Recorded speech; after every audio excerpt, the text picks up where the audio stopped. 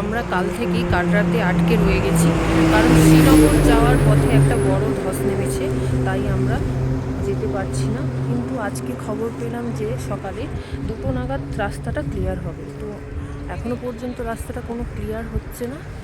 আমরা প্রায় 2-3 ঘন্টা রাস্তার মাঝে দাঁড়িয়ে আছি। তো দেখুন সবাই এই আছে পুরো রাস্তাটাতে এইভাবেই গাড়িগুলো দাঁড়িয়ে আছে। জানি না কখন রাস্তা ক্লিয়ার হবে, আদেও শ্রীনগর পৌঁছতে পারবো কি না। না আছে খাওয়ার জল, না আছে খাওয়া, তো কি হবে বুঝতে পারছি না। তো কতক্ষণে রাস্তা ক্লিয়ার হবে এটা কেউ বুঝতে পারছে না। আবার বৃষ্টিও হচ্ছে।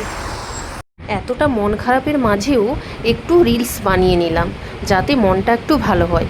তারই এক ঝলক আপনাদের সাথে তুলে ধরলাম।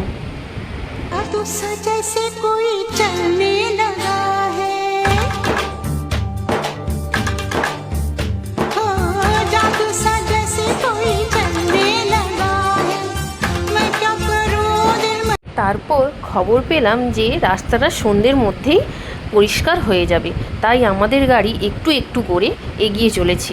বাইরের দৃশ্যটা শুধু দেখুন, চারিদিকে শুধু পাহাড় আর পাহাড়। ন্যাশনাল হাইওয়ে 44 জম্মু থেকে শ্রীনগর যাওয়ার রাস্তা ধসের কারণে এখনও বন্ধ। এখানে গাড়ি লাইন হয়ে দাঁড়িয়ে আছে। আমরা সকাল থেকে ফেঁসে আছি, এখনও রাস্তাতেই আছি। কোনো আপডেট নেই কখন খুলবে, কখন কি হবে।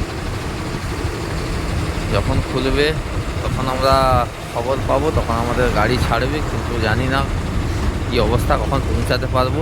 হয়তো আজকে নাও পৌঁছাতে পারি। ফাইনালি আমাদের গাড়িগুলোকে ছাড়লো। যেখানটাতে ধস নেমেছিল সেখানটাতে পুরো রাস্তা ক্লিয়ার হয়ে গেছে।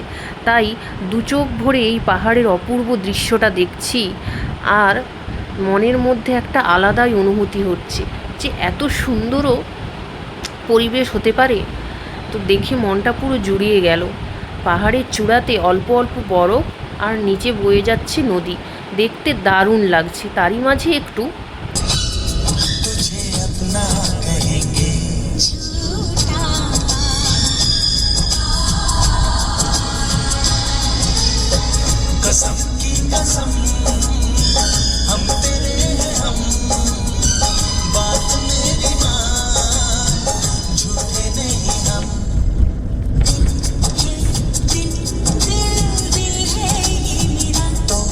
দীর্ঘ প্রতীক্ষা করার পর আমরা সেই শ্যামাপ্রসাদ মুখার্জি টানেলটা প্রবেশ করছি। এটি প্রায় 9 কিলোমিটারের মতো বড়।